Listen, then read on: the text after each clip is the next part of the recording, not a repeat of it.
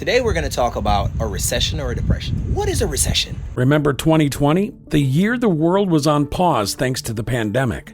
While that was happening, something else major was going down. Another very terrible recession. Most recently, I posted this video about a trip I took in Las Vegas, Nevada on this trip. And I'm reading the comments and people are like, the economy is doing just fine. There's nothing to worry about. Everybody's doing great. And what a lot of people aren't realizing is, no, we're not doing great. In 2016, not that long ago, we had premium gas for $2.64, right? Now in 2024, that is the price of gas on a regular, when gas was just $1.89. Folks haven't realized how much gas has been flying. And people forgot that in 2021, right, we got robbed by Citadel when the folks investing, the average everyday shareholders were investing, we call them retail investor, in the GameStop rally, the AMC rally. The SEC stepped in and did nothing. Then in 2022, when the rug got pulled, and we saw that summer, July, when inflation went through the roof, we had ladies selling themselves on the sidewalk trying to get gas because everybody panicked that the world was burning. And we just forgot that in 2 seconds because we just didn't realize how quick the news and everybody overlooked an entire U.S. presidential candidate was almost assassinated. Now we're here where we're looking at the banks. Key thing to look at, when banks start closing, that means a recession is already here or it's on the horizon. Every time you hear someone says, we're doing just fine. No, we're not doing just fine. We're in a pretty bad shape. If we are not in a pretty bad shape, why would banks be closing? When the economy is doing well, banks open up more. They want more money. They want to have quicker access to take your capital and disperse capital in certain neighborhoods. Now you're going to watch and see exactly where we're headed to. Let's get into the clip. 1,500 banks are scheduled to close by the end of the year. This means by the end of the year, you might head to your local bank to make a transaction only to discover it no longer exists. Surprising, right? So why is this happening?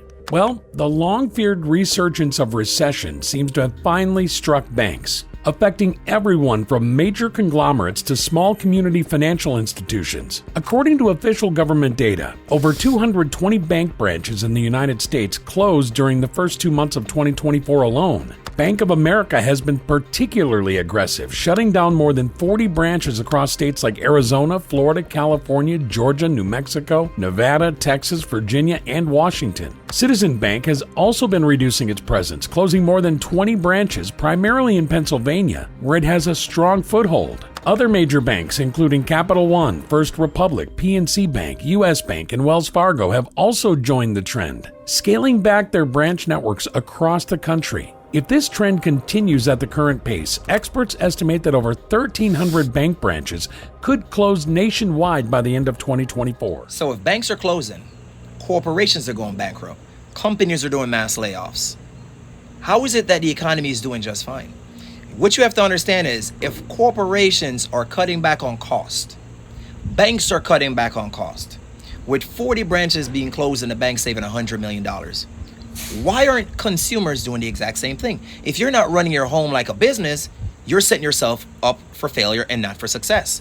If you're not paying down debt, paying off your bills, getting rid of those credit cards, getting rid of those consumer loans, paying off your student loans, paying off your car payment, catching up on your mortgage, you're going to set yourself up for failure, which is why I don't think we're in a recession. I think we're actually in a depression being masked by a political current climate that we're in right now. And until elections are over, you won't see the true carnage come out, because just recently the 99-cent store in freaking California damn near went bankrupt and shut down. So if people aren't consuming stuff at the 99-cent level, does that mean everybody's going to Walmart, Target, Whole Foods? Because I'm pretty sure the average income in America is around $71,000. What you need to afford at least $90,000 on your annual salary just to pick up an actual home in the U.S. at a price point, an average price point around $442,000 to $450,000 on a home to be qualified, unless you're going to put multiple co-signers on multiple borrowers on that actual document. But let's see, we're doing just fine, right? There's no recession. There's no depression. Let's dive deeper into the term recession and review the events that led us to this point. Think of the term recession as the economy's version of hitting the snooze button. Everyone's in slow-mo, businesses are spending less, people are buying less, and the overall mood is more meh, then yeah. It's like a party where the music's turned down, the dance floor is empty, and everyone's checking their wallets. And just like a cold shower, it wakes you up. But it's definitely not And fun. he's right. If you think about it, where are the classy Azul bottles? Where are the 1942 Don Julios? In the height of the pandemic, everybody was popping bottles. Everybody was selling out Gucci. Bernard Arnault became the richest man in the world because everybody was shopping and buying luxury brands and luxury goods. But all of a sudden in 2024, the money's drying up. Where are the G-Wagons? Where are the Cullinans? Where are the Bentley trucks? Where are the Lamborghinis? Everything is on repo scale. Ford has a backlog of cars.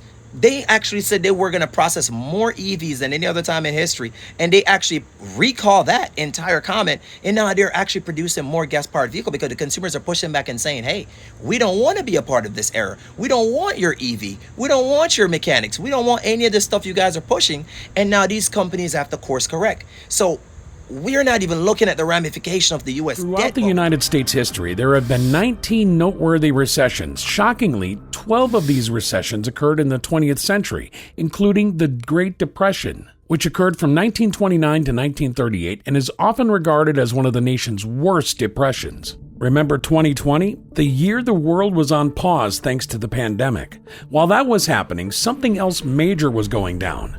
Another very terrible recession. It was like a silent partner to the pandemic, overshadowed by the drama but causing just as much economic chaos. That year, the economy took a nosedive steeper than a skier on a black diamond. The Fed freaked out, slashing interest rates to 0% in March 2020, and Congress threw billions at the problem, which reports have shown was around $150 billion.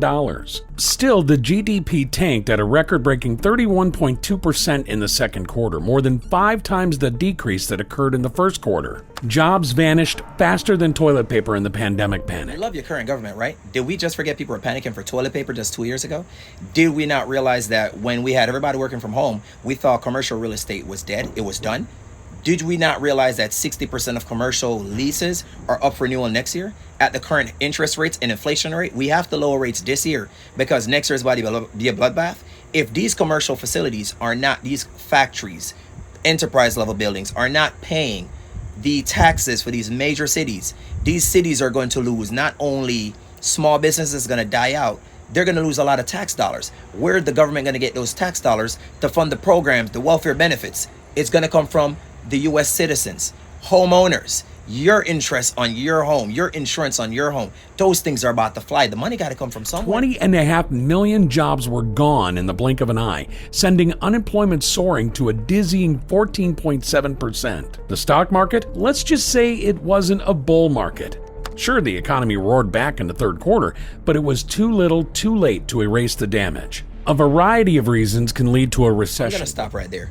The current administration has changed the definition of recession, which used to be 2 declining quarters of negative GDP or a little to no growth in the U.S., and changed it so many times, we don't even know what it is anymore. In my opinion, we're already in it. We've been in it for more than a year now. Things are slowing. Layoffs are up. Terminations are high. Businesses are closing. Things are going bust. But again, people think we're doing just fine. But if you think we're in a better position than we were 5 years ago, 6 years, 7 years ago, I would love to hear your thoughts in the comments. Like, subscribe, let me know your thoughts. Let's talk about it.